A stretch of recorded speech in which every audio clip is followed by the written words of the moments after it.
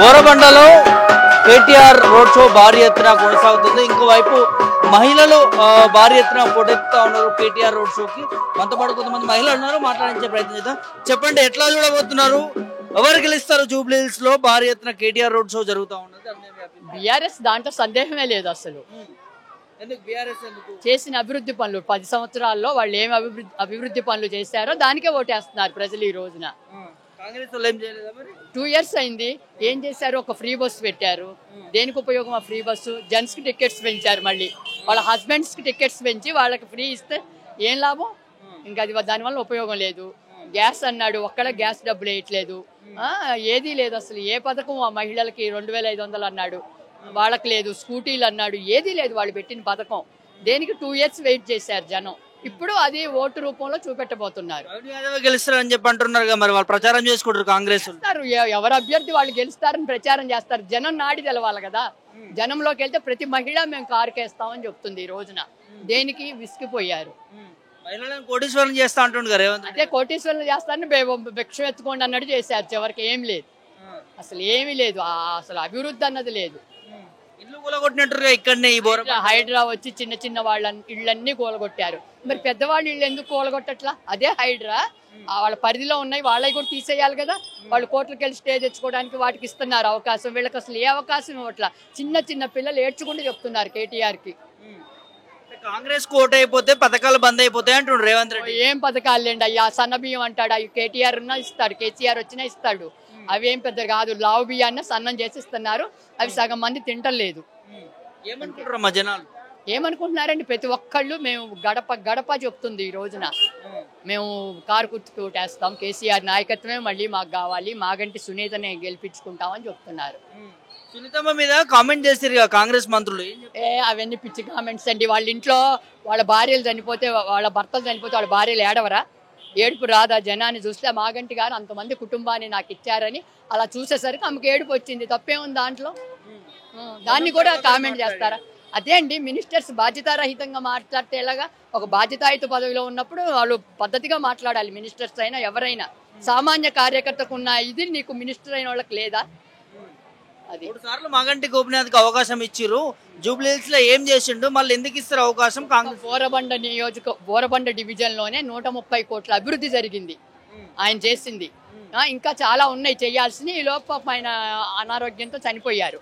కానీ ఆయన ఏ పేదవాడిని అడిగినా మాగంటి గోపినాథ్ అని చెప్తారు. ఈ రోజున దేనికి ఆయన పేరు తెచ్చుకున్నారు. నవీన్ యాదవ్ లోకల్ ఓడు, ఇక్కడనే పుట్టి పెరిగిండు. లోకల్ దేనికండి? లోకలు మనం పనులు చేస్తే అది లోకల్ కావాలి. కానీ ఏదైనా లోకల్ ఏంటి? లోకలు ప్రతోడు ఎడే పుట్టాం. ఎక్కడి నుంచి వచ్చిన సెటిలర్స్ కూడా ఇక్కడే పిల్లలు కన్నా ఇక్కడే పుట్టారు. మేము ఇదే లోకల్ అంటారు వాళ్ళు. దానికి ఏముంది? అదేం పెద్ద ఇది కాదు.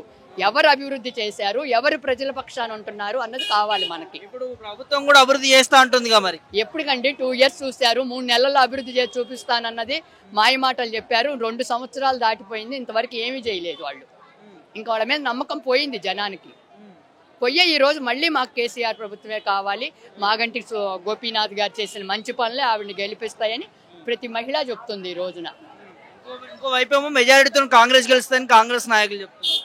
మెజారిటీ అన్నది ఊరికే చెప్పడం, నా నాయకులు చెప్తే కాదమ్మా, ప్రజల్లోంచి రావాలి ఆ మాట. ప్రతి గడప గడప చెప్తుంది ఈ రోజున మాకు కారు కావాలి, సారు కావాలి, మాకు కారే కావాలి అని చెప్తున్నారు. వాళ్ళే చెప్తున్నారు, మనం చెప్పడం కాదు. అది చూస్తున్నాం కాబట్టి మాకు అర్థం అవుతుంది. ఎర్రగడ్డ ప్రాంతంలో, ఈ బోరబండ ప్రాంతంలో అంతా బీఆర్ఎస్ పక్షానే ఉన్నారమ్మా. మాకు మళ్ళీ కారు గుర్తే మేము ఓటేసుకుంటామని ప్రతి మహిళ. ముసల్దాన్ని కదిలించినా చెప్తుంది. ముసల్దాన్ని 2000 పెన్షన్ అని చెప్పి 4000 చేస్తానని మాయమాటలు చెప్పిన సిటీలో నమ్మల.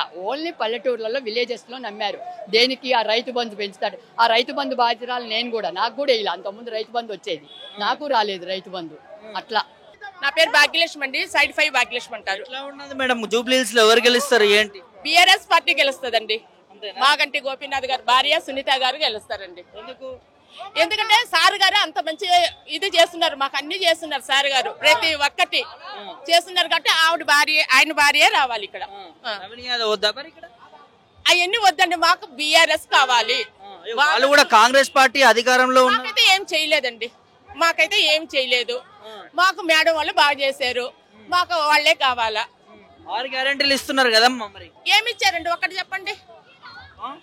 6 గ్యారెంటీలో ఏమి ఇచ్చారు? నాకు పెన్షన్ వస్తుంది, పెన్షన్ కట్టు, నా పెన్షన్ కట్టు. 5 రూపాయలు భోజనం పెడుతున్నాను నేను. 5 రూపాయల భోజనం నుంచి తీసి పడేశారు నన్ను. కాంగ్రెస్ మహిళల్ని పెట్టుకున్నారు. ఏమి చేశారు చెప్పండి మీరు? అడిగారు కదా, నేను చెప్తున్నా. ఎందుకు తీసేసారు నిన్ను మరి? నేను మామూలుగా ఇలాగ ఉన్నాను, ఎందుకో వాళ్ళు కాంగ్రెస్ వాళ్ళని పెట్టుకున్నారండి. పెట్టుకున్నారు, లేడీస్ ని పెట్టుకున్నారు. నన్ను తీసేసి నాకు ఈ అడ్డా మీద ఎంత మంచి పేరు ఉందో అడగలినారని, అధికారంలో వాళ్ళు ఉన్నారని తీసేశారు నన్ను. ఎన్ని సంవత్సరాల నుంచి కదా, ఒక 6 నెలల నుంచి పెడుతున్నాను. నేను అడగలేదు, అడగదలుచుకోలేదు.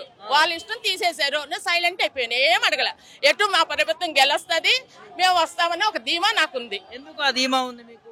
సారే మంచివాడు, గోపీనాథ్ గారు చాలా మంచివారు.